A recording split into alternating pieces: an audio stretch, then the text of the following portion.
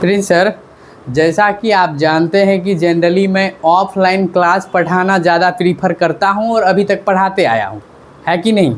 तो ऑनलाइन में कैमरा के सामने आते ही मेरा हक्की पक्की गुम हो जाता है। तो आज आप मेरे क्लास में एज लाइक ए स्टूडेंट बैठेंगे और तब जाके मैं कंटेंट पढ़ाऊंगा। आपको जो भी दिक्कत आएगा आप उसी तरह से मुझसे पूछेंगे बच्चों की तरह, और मैं उसी तरह से आपको बताऊंगा, ताकि दोनों तरफ से इंटरेक्शन होता रहेगा, चीज़ें अच्छे से क्लियर हो पाएगा। ठीक है सर। तो सर आज हम सोच रहे हैं क्लास 10th के साइंस सब्जेक्ट को पढ़ाएं, और साइंस सब्जेक्ट में अपना एनसीईआरटी बुक का नाम आप सुने ही हैं। तो एनसीईआरटी बुक में एक चैप्टर नंबर 5 है जो बायोलॉजी सेक्शन का है। बायोलॉजी सेक्शन में जैव प्रक्रम हिंदी में बोलते हैं, और जिसे इंग्लिश में क्या बोला जाता है, लाइफ प्रोसेस बोला जाता है। तो हम सबसे पहले चैप्टर का नाम लिख लेते हैं, फिर कंटेंट को आगे बढ़ाते हैं। ठीक है, बिल्कुल।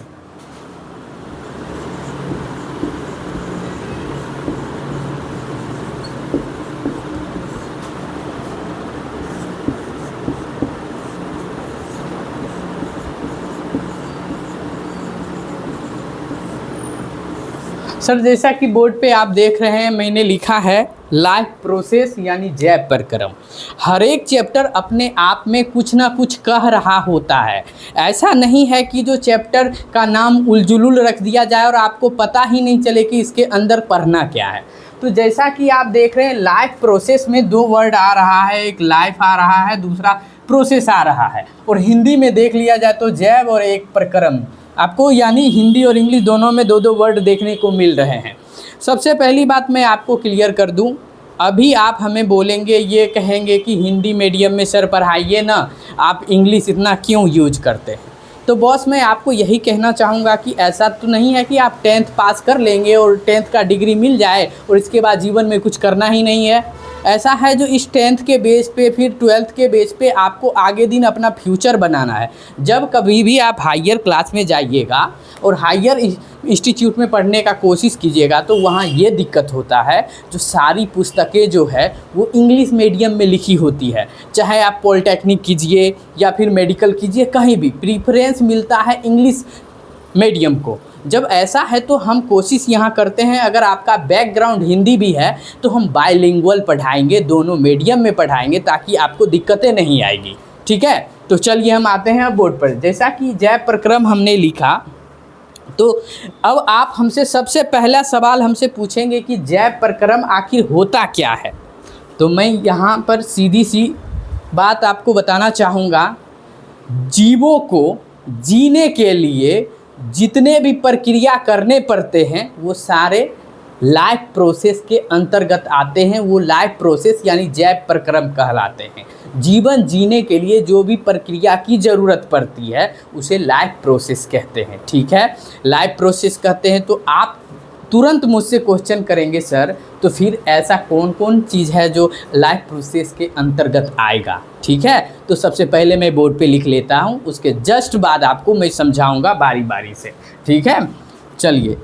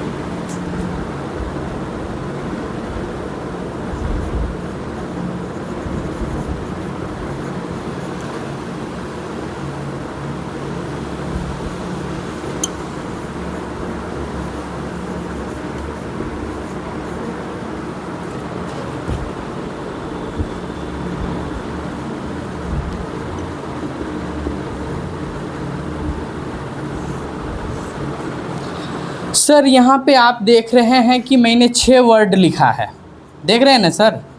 एक न्यूट्रिशन लिखा है, दूसरा ग्रोथ लिखा है, तीसरा एक्सक्रीशन लिखा है, चौथा रिप्रोडक्शन लिखा है। लेकिन इस रिप्रोडक्शन को मैंने यहाँ काट दिया है, तो मैं थोड़ा देर में इस चीज़ पे आता हूँ कि मैंने क्यों काटा है। तब तक मैं ट्रांसपोर्ट और रेस्पायरेशन ये आगे बढ़ रहा हूँ, ठीक है।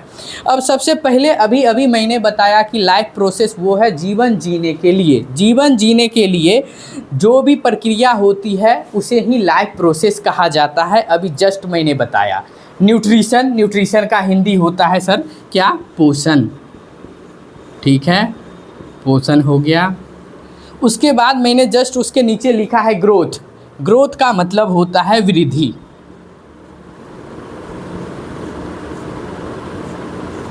एक्सक्रीशन का मतलब होता है उत्सर्जन।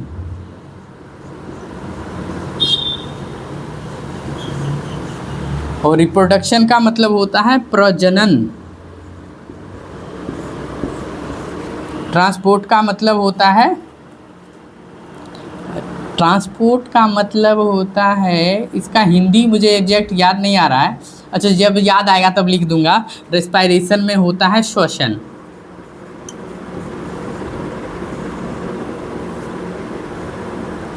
अब जहाँ तक मैंने 6 वर्ड लिखा है, बारी बारी से मैं आपको समझाने का कोशिश करता हूँ, और ये जब आप समझ जाएंगे उसके बाद इस कंटेंट को हम फिर आगे लेके चलेंगे। न्यूट्रिशन, न्यूट्रिशन के बारे में सर आप पहले से कुछ जान रहे हैं क्या? नहीं। तो अभी सबसे पहले मैं ये बताऊंगा न्यूट्रिशन क्या होता है। भोजन को लेना और उसका इस्तेमाल करना, ये न्यूट्रिशन कहलाता है, ठीक है सर। भोजन को लेना और उसका इस्तेमाल करना न्यूट्रिशन कहलाता है। आपका एक पहला नंबर जो है वो मैंने अभी समझाया। अब अभी मैं बस इंट्रोडक्शन दे रहा हूँ क्योंकि टाइम लिमिटेड है, कंटेंट बहुत ज़्यादा है, ठीक है सर। तो बस अभी हम थोड़ा थोड़ा सबके बारे में इंट्रोडक्शन दे देंगे, फिर इसको एक्सप्लेन करेंगे अच्छे से। अब ग्रोथ, ग्रोथ की बात करते हैं तो ग्रोथ से सर कुछ समझते हैं?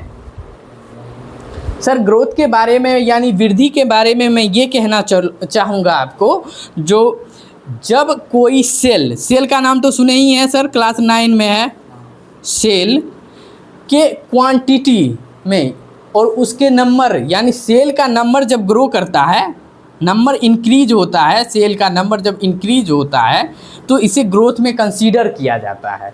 यानी ग्रोथ वो है जिसमें सेल अपनी संख्या बढ़ाए। और ग्रोथ देखा जाए तो ग्रोथ, अगर ग्रोथ को 2 भाग में डिवाइड करें तो 2 तरह का ग्रोथ आपको देखने को मिलेगा। एक ग्रोथ ये है जो एक्सटर्नल ग्रोथ, और एक होता है इंटरनल ग्रोथ। एक्सटर्नल ग्रोथ यानी बाह्य वृद्धि, और इंटरनल ग्रोथ मतलब आंतरिक वृद्धि। तो आप हमसे ये सवाल करेंगे सर जो बाह्य वृद्धि और आंतरिक वृद्धि दोनों में फ़र्क क्या है, हमें ये समझा दीजिए। हम सबसे पहले आपको ये समझाते हैं कि जो बाह्य वृद्धि है, पर्वत, अगर कोई पर्वत है, उस पर्वत पे अगर रेत के कण आ के जमा होते चले तो एक ऐसा समय आएगा जब उसकी ऊंचाई आपको थोड़ा सा ज़्यादा बढ़ा हुआ फील होगा। ऊंचाई यानी 5 मीटर है तो वो 5.1 मीटर हो जाएगा। अगर वो बढ़ गया तो यहाँ भी तो आप कह सकते हैं कि सर हमें ग्रोथ नज़र आ रहा है, हमें वृद्धि नज़र आ रहा है। ये भी तो एक मतलब लाइफ प्रोसेस का एग्जाम्पल हो सकता है, कह सकते हैं। उसके बाद दूसरा जो हम आपको बता रहे हैं कि ग्रोथ का दूसरा जो टाइप है आंतरिक वृद्धि। आंतरिक वृद्धि वो है जो मतलब किसी भी चीज़ के अंदर से वृद्धि हो और उसको कभी रिवर्स नहीं किया जा सके। अभी आपने देखा कि बाह्य वृद्धि है, अगर बाह्य वृद्धि में पर्वत के ऊपर अगर झाड़ू लगा दीजिएगा तो जो सेंटीमीटर ऊंचाई जो दिखा ना फिर से नॉर्मल हो जाएगा, पहले के हाइट इतना हो जाएगा। और जो रियल में इनसाइड वाला वृद्धि है आप उसको रिटर्न फिर से दोबारा वैसा नहीं कर सकते हैं, ठीक है।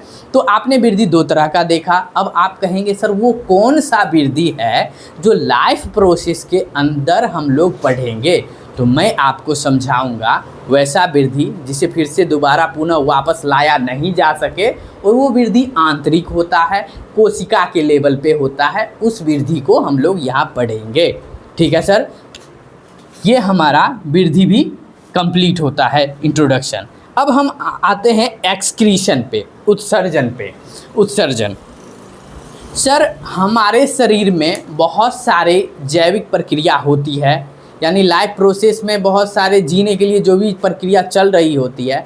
अभी हमारे घर में किचन में जब खाना बनता है तो सर खाना बनने के दरमियान ऐसा आप देखे होंगे कि खाना बनता है और चिमनी से धुआं भी निकल रहा होता है, निकलता है ना, ये तो जनरली आप देखे ही होंगे। तो धुआं तो हम लोग का डिजायरेबल चीज़ नहीं था, धुआं तो हम नहीं चाह रहे थे कि हमें मिले। हमें क्या मिलना था, हमें प्रॉपर खाना बन के मिलना था। लेकिन खाना बनने के साथ साथ कुछ ऐसे वेस्ट मटेरियल बन जा रहे हैं, सब्जी का छिलका हो गया या धुआं हो गया, जो हमें नहीं चाहिए, लेकिन उस प्रोसेस के दरमियान बन जाया करते हैं, फालतू में बन गया। ठीक है, तो अब क्या करना पड़ेगा, उसे हमारे शरीर में अगर बन रहा है तो शरीर से निकालना पड़ेगा। ठीक है, तो यहाँ पे शरीर से निकालने वाला जो प्रोसेस है उसी प्रोसेस का नाम है उत्सर्जन यानी एक्सक्रीशन। अब आप हमें तुरंत क्वेश्चन पूछेंगे, तुरंत, सर हम लोग जो सुबह सुबह टॉयलेट जाते हैं, जो स्टूल पास आउट करते हैं, क्या वो भी एक उत्सर्जन है? मैं यहीं पे आपको क्रॉस करूँगा, बोलूँगा बिल्कुल नहीं, बिल्कुल नहीं। ये मैं आपको आगे जब न्यूट्रिशन पढ़ाऊँगा, इसी में जब न्यूट्रिशन को डिटेलिंग करेंगे, उस समय जब मैं आपको समझाऊंगा तो मैं बताऊंगा कि स्टूल पास आउट होना दूसरा चीज़ है और एक्सक्रीशन फिर क्या चीज़ है, आप फिर हमें रिपीट करेंगे। तो जब अपना शरीर जब रेस्पायरेशन करता है, अच्छा रेस्पायरेशन समझाना बाकी है तो रेस्पायरेशन टर्म अभी यूज करूंगा तो कन्फ्यूजन होगा। तो मैं ये बता देता हूँ कि नाइट्रोजनस वेस्ट यानी वैसा वेस्ट जिसमें नाइट्रोजन की मात्रा हो, शरीर से वो निकले, उसे ही उत्सर्जन कहेंगे। उत्सर्जन वैसी प्रक्रिया है, एक्सक्रीशन वैसी प्रक्रिया है जिसमें नाइट्रोजन से बने हुए वेस्ट मटेरियल शरीर के बाहर निकलते हैं। जैसे यूरिन पास करते हैं, पेशाब करते हैं, तो उसमें क्या होता है, यूरिया होता है, यूरिया, और यूरिया में नाइट्रोजन मिला होता है, इसलिए हम उसे उत्सर्जन कह सकते हैं। चलिए, उत्सर्जन भी मैंने आपको बता दिया। अब हम पहले ट्रांसपोर्ट देख लेते हैं। ट्रांसपोर्ट हमारे शरीर में, आप जान रहे हैं कि हमने मुंह से खाना लिया, हमारे खाना ओइसोफेगस से ट्रैवल करते हुए आगे बढ़ते हुए स्मॉल इंटेस्टाइन यानी छोटी आंत में पहुंचा। छोटी आंत में वो खाना को ब्लड वेसल्स के द्वारा अवशोषित कर लिया जाता है, उसे सोख लिया जाता है, सोख लिया गया। लेकिन आप जानते हैं कि हमारे शरीर में असंख्य यानी बहुत सारे कोशिका हैं, पता है ना, और हर एक कोशिका को भोजन की ज़रूरत पड़ती है। लेकिन आपने क्या किया, खाना को, जो खाना वाला मटेरियल है वो स्मॉल इंटेस्टाइन क्या छोटी आंत तक पहुंचा, जहां से क्या हुआ, छोटी आंत तक पहुंचने के बाद उसे अवशोषित कर लिया गया। लेकिन सभी कोशिका तक तो खाना नहीं ना पहुंचा है, अभी वहीं पे रुका है। अब क्या किया जाए, कोई ऐसा टेक्निक लगाया जाए, कोई ऐसा मतलब तरीका अपनाया जाए जिससे हर एक कोशिका को, प्रत्येक कोशिका को क्या मिल सके, खाना मिल सके। ठीक है, यहाँ तक आप सहमत हैं? बिल्कुल। जब खाना देने की बात आई तो नेचर ने शरीर में एक स्पेशल, जिस तरह से रोड पे चलने के लिए हमारे घर तक अगर कोई रॉ मटेरियल, मान के चलिए कोई भी चीनी आता है हमारे घर में, तो चीनी तो हमारे घर में नहीं बन रहा होता है, कहीं दूर फैक्ट्री में बनता है, और वहाँ से ट्रक के जरिए, ट्रेन के जरिए, फिर छोटे छोटे गाड़ियों के जरिए फिर हमारे घर के किचन तक आता है। तो हम लोग का खाना कंप्लीट फिर बन पाता है, उससे पकवान, चाय जो भी बनवाना है बन सकता है। उसी तरह से हमारे कोशिका को भोजन बना के उसे एनर्जी लेने के लिए उसके पास तक रॉ मटेरियल यानी भोजन तो जाएगा, तभी तो एनर्जी उससे बनाएगा। ये बात है कि नहीं? तो नेचर ने एक ऐसा तरकीब निकाला और वो तरकीब का नाम है ट्रांसपोर्टेशन।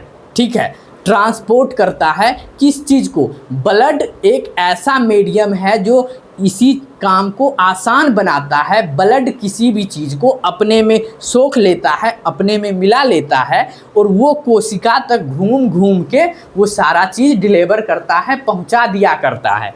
ठीक है, तो हमें ट्रांसपोर्ट में क्या पढ़ना है? ट्रांसपोर्ट में हमें ये पढ़ना है कि कोई भी मटेरियल एक जगह से दूसरे जगह, किसमें? सजीवों के शरीर में, लिविंग ऑर्गेनिज्म के शरीर में, एक जगह से दूसरे जगह तक कैसे जाएगा। ठीक है, अब थोड़ा यहाँ पे हम अब बात करेंगे ट्रांसपोर्ट बोलने के बाद हम रेस्पायरेशन पे बात करते हैं, ठीक है। रेस्पायरेशन पे हम बात करेंगे।